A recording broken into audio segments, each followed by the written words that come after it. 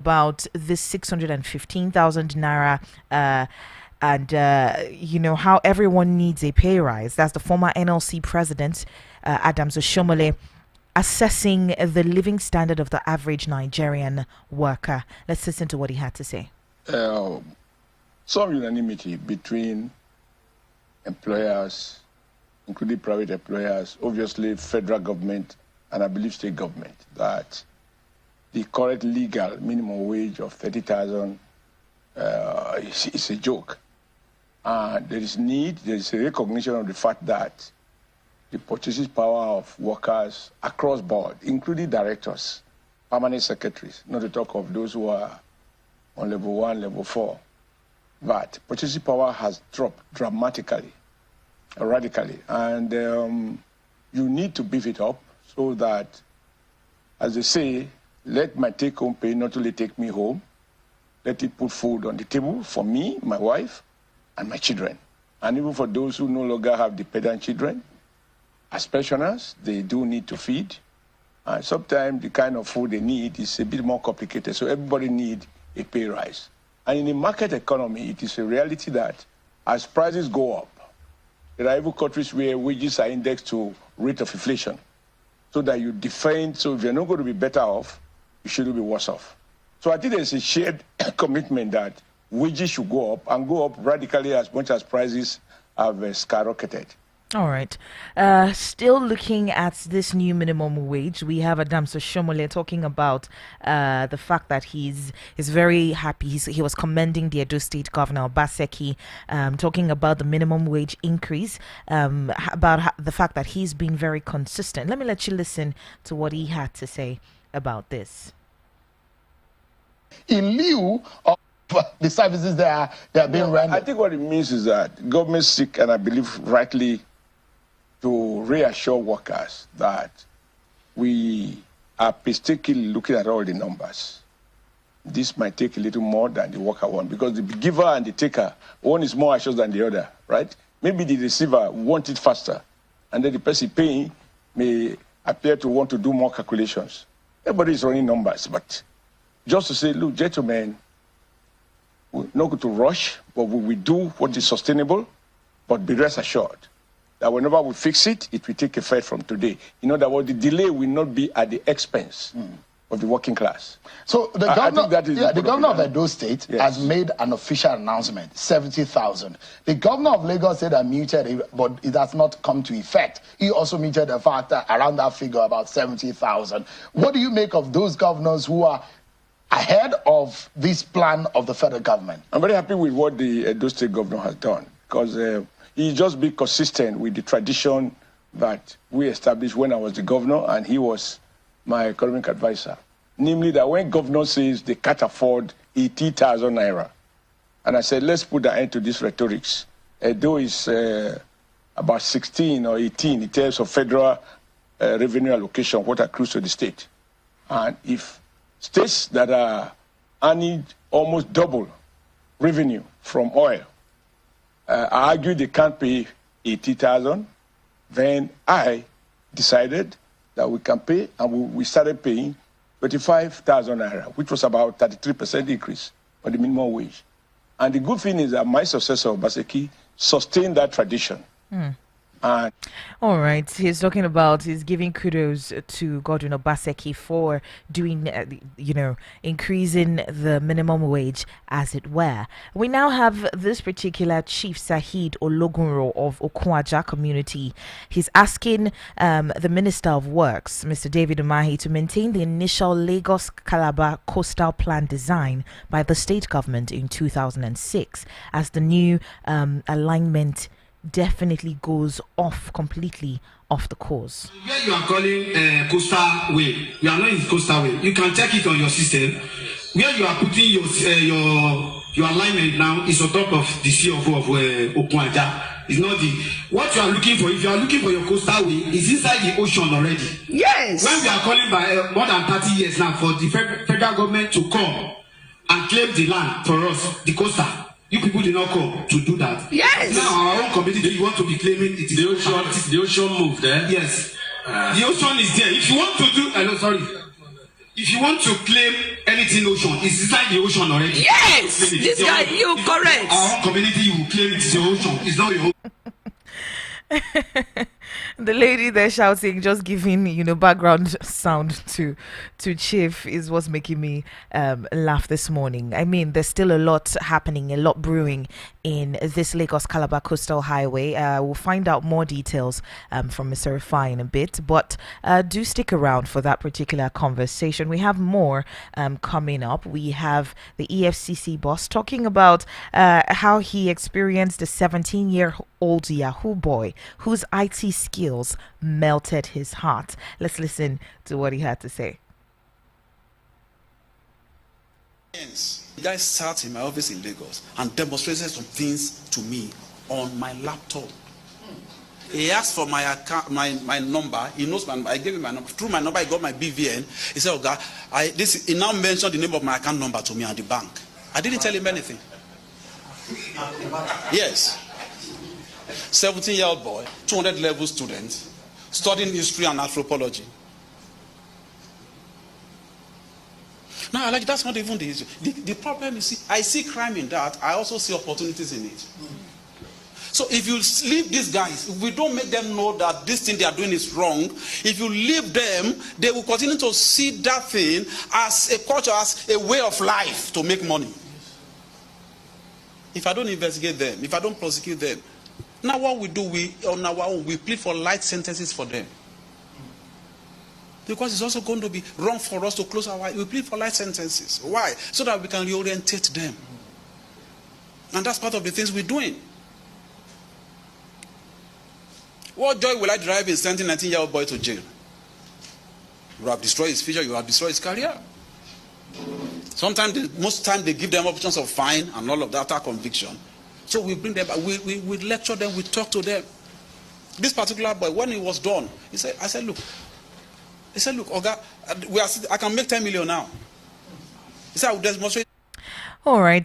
Talking about this, a lot of people have commented, giving their voice to this particular video. And they were talking about this is the very first time that we're having an EFCC chairman with a human face. I mean, we need to do better. Parents need to do better, because what business does a 17-year-old boy have in paying school fees? This man, this one says, this man is slowly rebuilding the EFCC brand.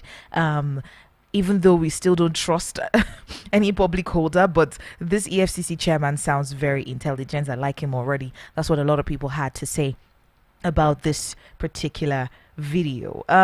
We still have NLC demanding 615,000 naira minimum wage, and this is from Professor Theophilus Buaku, a member of the NLC team on National Minimum Wage Committee, and how there are some elements of unseriousness and nonchalance from the government. He said the federal government can settle this minimum wage issue in less than a month if they are ready to. Well, let's take a listen to what he had to say about it. We'll meet the deadline. I think if the government is serious about this negotiation, there's no reason why we cannot, conclude within the next 1 month. I'm very certain about that. But if they now fix a meeting and then, once in a week, if they are serious, we can hold meetings every day and resolve the issues within 1 month. Everything depends on how serious the government is. Then on the issue of whether they are, like I said, the agreement we had in October, everybody can see that there's some element of unseriousness or nonchalance on the side of government. And I think it's important that all of us, all well-meaning Nigerians, we shouldn't just, bury our heads in the sand. Things are going wrong. People are hungry. People are dying. As a matter of fact, I know, it affects everybody. Things are going out of hand, topsy-turvy, and then people are dying, even in my sector. All right. Well, that was the voice of someone who was involved in the planning committee of the NLC, the new minimum wage committee, Professor Theophilus Buaku. Omo, I'm so sorry for murdering the name, but you have to forgive me. Anyway, we'll be trying as much as we can to reach out to Mr. Rufai this morning so we can get on with our business of the day, because, I mean, no matter how we move and dance and, whatever we do, the news doesn't sleep. So this morning we have governors on Thursday sounding a note of caution to workers against unduly high expectations from the minimum wage negotiations. I mean, states will pay only implementable and sustainable wages. This is what the governors have said. Good morning to you, Mr. Rufai, and welcome. But Jesse, good morning. I said this thing yesterday now, that most of the governors will say what they can pay, they can pay. So let's not give ourselves, because most of them might not have that money. Mr. Rufai, the thing that is interesting to me is they have monies. They have monies for so many things. They have monies to do some projects. They have monies to do a lot of things, personal things. They have monies for the state assemblies. They have a lot of money to do some frivolous things. So why are they not channeling these monies into the welfare of the staff of the state? In all fairness, the money they have is not enough too. Because most of these states are not viable. Most of these states are not viable. They don't make enough. But also, the little they get in fact allocation, they use it for all sorts of unscrupulous schemes. Many states in this country are not viable. And that's the reality. So until we realize that, but the problem now is that even with how they are not viable, and how there's a big problem as regards money and all of that, they are still stealing the little that they ought to use for the people. That's what the people can't wrap their mind around. And those are the real problems on ground. All right, so we have a state like Lagos State still having 35,000 naira minimum wage allowance, right? A state that has boasted of, adding about 41 trillion naira to the country's GDP. Lagos State, this is according to the Commissioner of Economic Planning and Budgets, right? Saying that they contribute 41 trillion naira to the country's GDP. So if you're making that amount of money, why can't you afford to pay your staff more? Probably at some point, I think Lagos will be able to bolster. Edo has announced. But also somebody was sending me a message this morning that we should scrutinize the announcement, because most of the cases, just a certain percentage of the workers, they normally pay that money. So let's see a pass out. But I think Lagos has the capacity. And probably when they finally finish with this tripartite committee and announce the national minimum, maybe Lagos can now uptick. All right. Okay, let's move on to security, right? So, according to the police yesterday, the suspected mastermind of the March 28th Kaduna-Abuja train attack and his accomplice were on Thursday paraded by the police. Also paraded were others believed to be terrorizing motorists along the Kaduna-Abuja highway as well. I mean, that particular route has been one that has been fraught with a lot of insecurity. A lot of issues have been on that route, and now we're seeing the suspected mastermind of the train attack being arrested. What's your take on it? Welcome development, better late than never. It's not the one they were going to keep the mastermind in the prison now, and then they will say jailbreak. Let us look at this issue very well. Most importantly, let the rule of law be done, and let us have more deterrence against unscrupulous elements like that. That's most important. All right. So we're moving on to Katsina State. The former Katsina State Governor, Ibrahim Shema, he has defected to the APC, and he was the governor of the Northwest States between 2007 and 2015 under the PDP. So how much of a loss is this for the PDP? Yes, lots more people will leave the PDP because the PDP has been hijacked by an individual. And that's the sad reality that was also shown in the last NWC. You saw a mass defection. So, in the case of principle, a lot more people will leave the PDP. The PDP will go through its own evolution. If it can survive, it will survive. At some point, it was said to be the largest political party. At some point, Vincent Gula said the PDP will continue to win elections in this country. is today, that's not the case. So let's see how it pans out. All right, let's see how that pans out.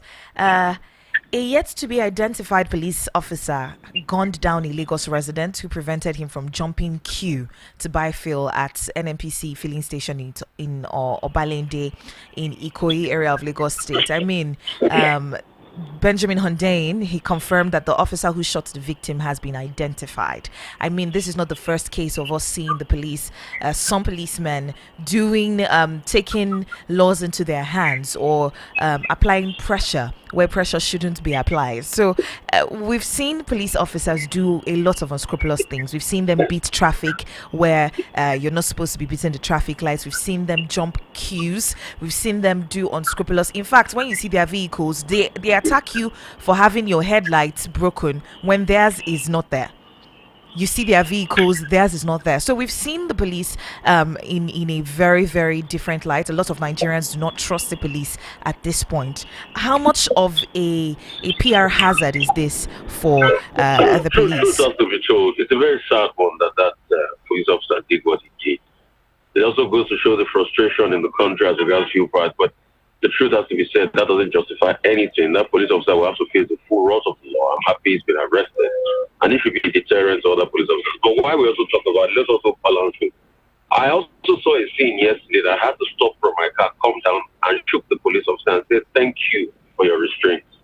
The police stopped the car and the car almost hit the policeman and then was driving away forcefully. And the policeman was holding a gun. That was a great provocation. But the policeman held his cool. So it doesn't justify anything that the other policeman has done. That's just to balance the conversation. But it must face the full wrath of the law because that's really abhorrent. You just killed a human being. For what? Because of jumping queue? Mr.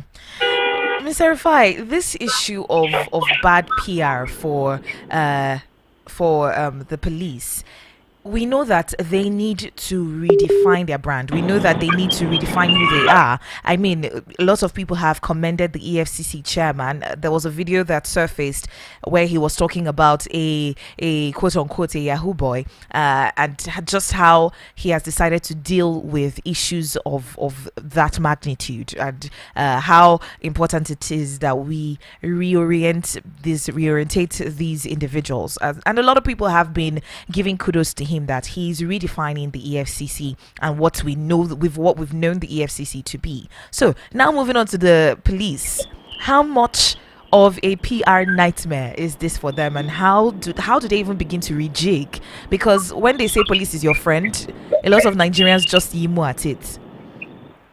So the problem with the police force is the training. It goes back to even how police officers are formed.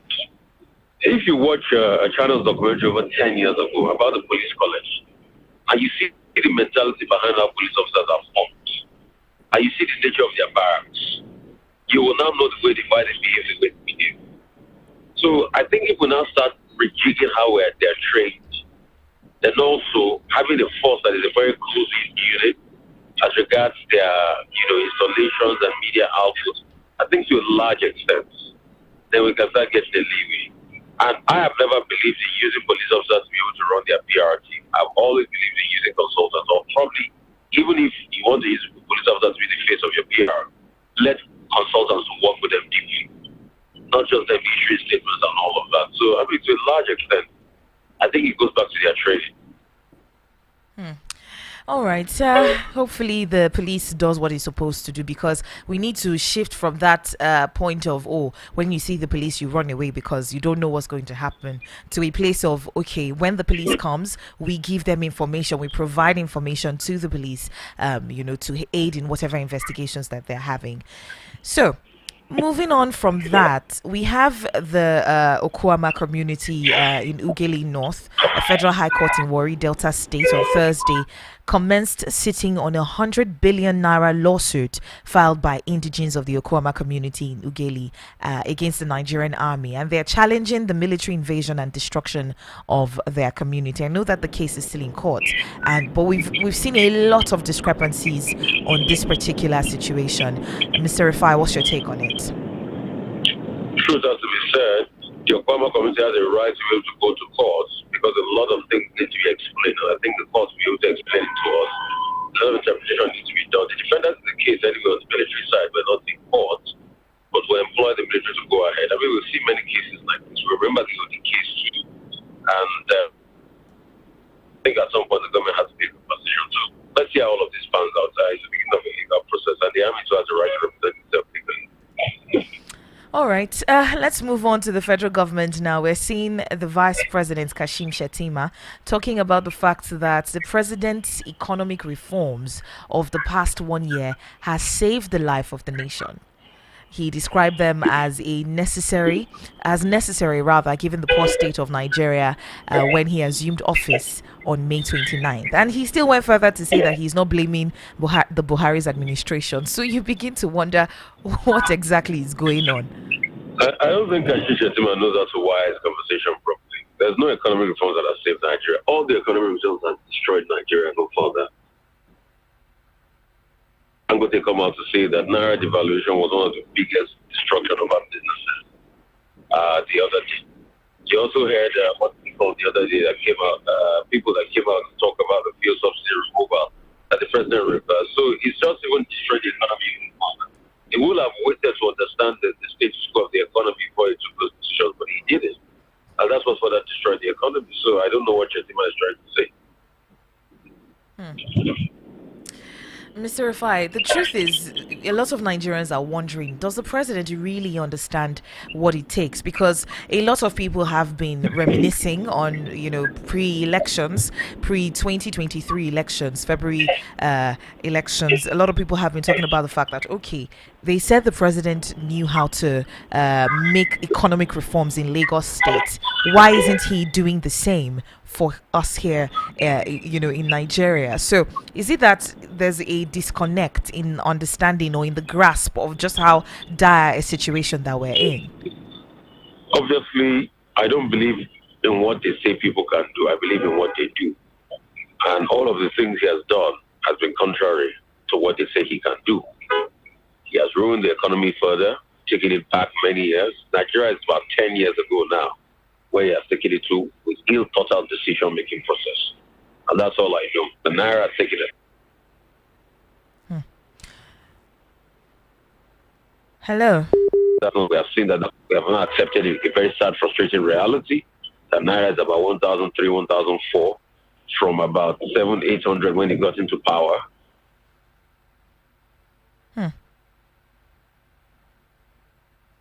Valuation in the first place. Sad reality we have become. So what you have before now worth nothing in Naira terms today. So if you had 1,000 Naira last year, the 1,000 Naira now is worth, in dollar terms, half of. Hello.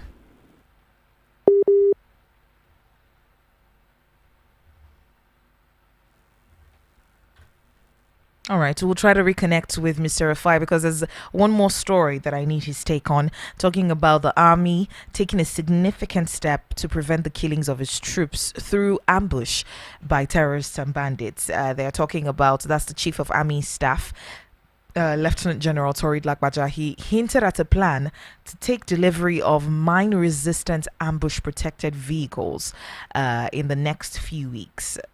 Looking at this, he said it is to ensure the safety of its personnel in the battle against terrorists and all of that.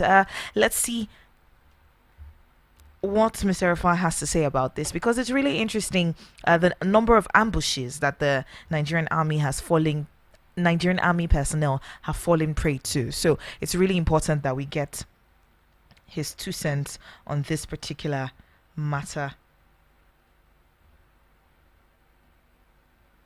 Hello, Mr. Rufai.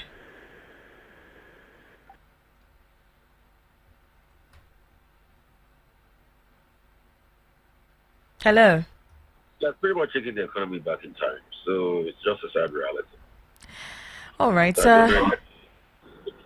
Okay, it's a sad one that we're in, especially for the economy. But the president is one who boasts of having technocrats around him, having individuals who know their craft, who can, do the things that even if he doesn't know it, he has men around him. By men, I mean people around him who can actually do the job. Is that what we're seeing at the moment? I don't think they too are doing a good job, with due respect. Maybe a few of them trying to push the envelope, but I don't think they're doing a good job. All right. Moving on from that, we've seen that the army has taken a significant step to prevent killings of its troops, and the COS, the Chief of Army Staff, hinted at a plan to take delivery of mine-resistant ambush-protected vehicles. What do you think about this? I mean, that's good to be able to secure, safety and protection and all of that, but to a large extent, a lot more still needs to be done as regards the military. We need to do a lot to improve the military, which is a stark reality we all face. And we need to do well at ensuring that we make things a whole lot better for our men in the forces, but also operational discipline has to be employed by them too, because we face all of these challenges in our society, which is as a reflection of their operational inefficiencies, which is a stark reality of what is going on. At the moment, we are seeing. I googled. I had to check how much an MRAP costs. It's between $500,000 US dollars to $1 million US dollars. That's a lot of money for one vehicle. Mr. Rufai, that's a lot of money. Yeah, military do we gears have are expensive. Yeah, military gears are expensive. We have that. I mean, we have military budgets. You will not buy 100 MRAPs every year. So you will buy based on needs assessments. Okay. And it doesn't mean we don't have some in the armory before. So there are people that bother their head with all of the military planning and architecture. But most importantly, the operational efficiency is what we should all look at now. All right. Thank you so much for your insights this morning in our conversation. Thank you. Have a wonderful weekend. A very restful one. Yeah, bless you. Yeah.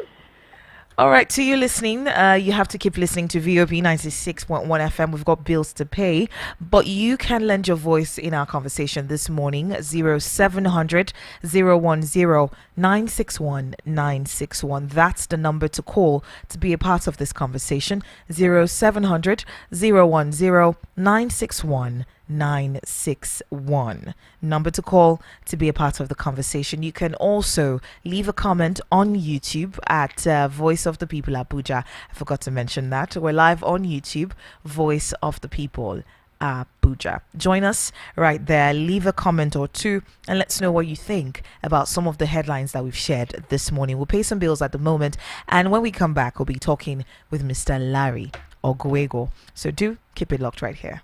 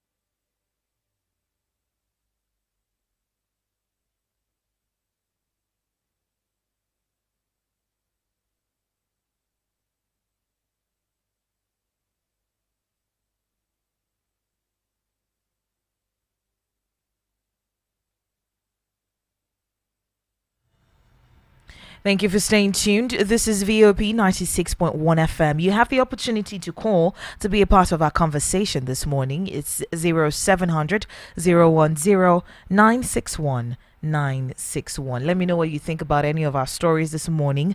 0700 010 961 961. Send a WhatsApp message. Let me know that you're listening. So I will be reaching out to Mr. Larry in a bit, but we have 9,000 marketers who may lose their license and they're seeking federal government intervention.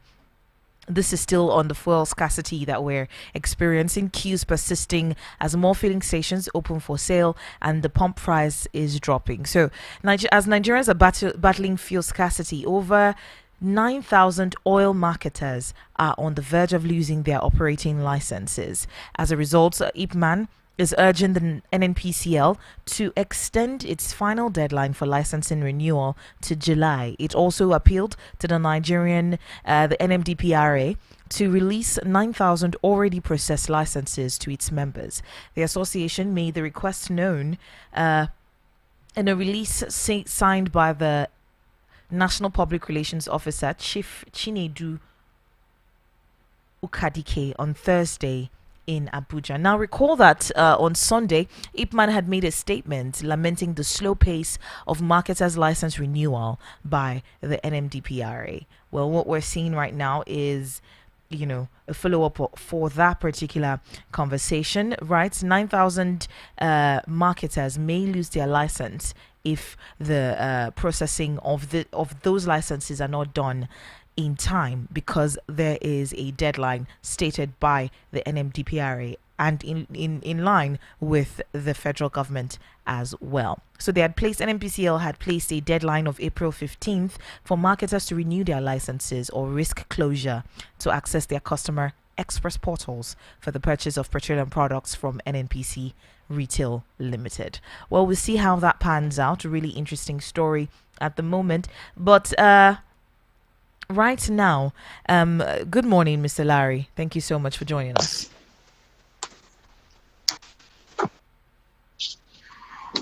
Hello, Mr. Larry.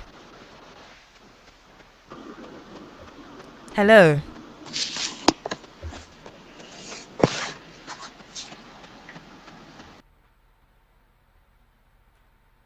All right, so I will try to reconnect. Maybe he wasn't aware that the connection had gone through.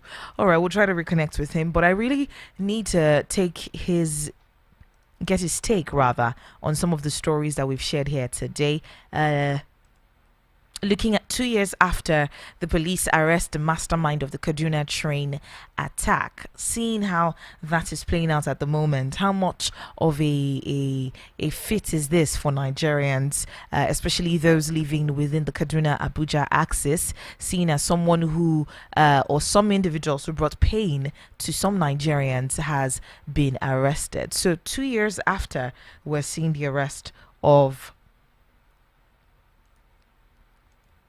2 years after, we're seeing the arrest of the suspected mastermind of the March 24th.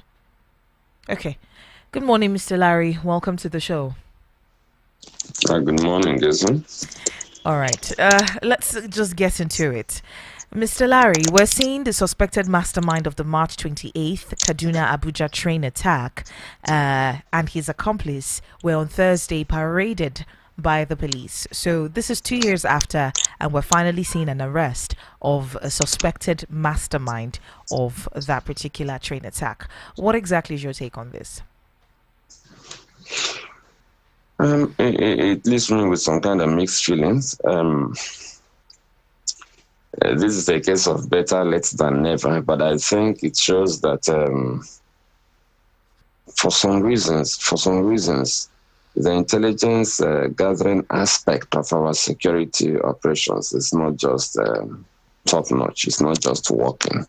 Because it shouldn't take 2 years. 2 years. I mean, if we're going to be able to get them at all, then why 2 years? Why 2 years? There are some other crimes that have been cracked in much less time, So I don't know why it took 2 years, but I think, like I said earlier, it's better late than never. But it shows that if the police really want to sit down and walk, they walk. Sometimes you notice that when high-profile persons are in trouble, somehow things move they faster. get results. The things happen faster. So I'm wondering, is it that the Kaduna Abuja train incident wasn't high profile enough? It obviously was, but that incident also was mired in a lot of controversies. The money exchanging hands, middlemen negotiating, all kinds of things. So I'm wondering, is it that they probably had issues that made it difficult for them to pursue the matter? Because sometimes even when security agents want to work, there may be political complications. But whatever the case, I think we need to step up this kind of success story, and it should be faster. So when the politician says the perpetrators of this dastardly act must be brought to book, let it happen soon enough. This is what will not only restore the confidence of the people, but this will also discourage those who want to do the illicit business of kidnapping and banditry. Like I said, better late than never. It's not encouraging that it took 2 years to find them and parade them, but I think it's better than not doing anything about it at all. The police should up their game. They should have ways of gathering information, gathering intelligence, and then partnering with sister agencies to get these things done faster. These guys use telecommunication gadgets. Even apart from telephone, people intercept wireless messages. I mean, there are technologies that do all of these things. I mean, if Americans can come to Nigeria and rescue one boy, then it tells you the level of intelligence they gathered, how they were able to locate the people precisely where they were. If we cannot do these things, we can ask for help. I've said it repeatedly. There is nothing wrong with asking for help because terrorism is a global threat. So if we can't do these things, we ask for help. Well, already we are getting a lot of help from our partner nations and agencies. But I think our security agents can do better. Meanwhile, better late than never. All right, Mr. Larry, when we talk about intelligence gathering, we have some people talking about the fact that our military is one of the best in Africa. Why then are we seeing issues here and there? Why then? Is it complacency in on the part of the military men? Is it complacency on the part of the federal government, because we know that they will not move, the military men will not move unless an express say so from the chief of from the GCFR, right? We know that there are some situations that would not occur if we have the different chief of staff doing their jobs. So where exactly is this problem coming from? I think we have two major problems with our military. The first is the political will to let them get the job done, the political backing. A lot of things in Nigeria have ethnic or religious colorations. And the truth is that the commander-in-chief of the armed forces is not a soldier. He's actually a politician. So we have to understand that political will is critical when it comes to getting certain things done. And then the second leg of the problem we have in Nigeria is corruption. Corruption is pervasive. Corruption affects everything in Nigeria. A lot of people are benefiting from what we call the war economy. Nigeria is practically at war with bandits and terrorists and kidnappers. And if you look at the way war economies operate, there are some people who supply weapons, there are some people who do different things, and they benefit because that conflict is ongoing. Where there is corruption, the benefit becomes even bigger.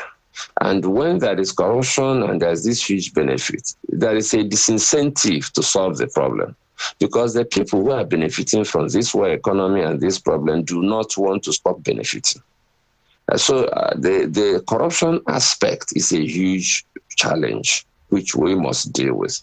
The military, I know, can solve this problem. They have even said it themselves. A lot of officers, young officers, have said, give us the tools, give us the free hand, we will stop this madness. But the truth is that there's a political problem. There is lack of political will to tackle the problem head on. And then there is also the corruption aspect. People are benefiting from the madness. So if we can rise above the issue of political will and deal with pockets of corruption where it concerns security, the insecurity problem will solve much. It's not rocket science to deal with these things. It has happened in other climes. Even in other West African countries. We pretend we are the only country that are battling insecurity. In Ghana, the people from the Sahel also wanted to cause trouble in northern Ghana. Not just wanted, they made incursions and all of that, but they contained it. That is, they didn't wait for the thing to fester and become unmanageable. They are containing it beautifully, They didn't wait for things to get out of hand. When I say contain it beautifully, everybody's involved. The military, the police, the government, the people. There's a determination not to allow this thing to get bad. So we have a problem here. We are in a country where kidnappers will kidnap people, and then a baker will supply them bread and say he's doing business. An Okada man will supply them petrol and say it's business. That is complicity. So we need to be able to also mobilize everybody in society to fight back. And not just mobilize, but also keep an eye open for those who want to collaborate with the enemy and take them out of the system. So if we really want to do this thing, we can. But I think the political will is lacking, partly because the political elites have been able to surround themselves with their own security. They use our commonwealth to buy armor-plated and bulletproof vehicles, not just bulletproof, but armor-plated machines.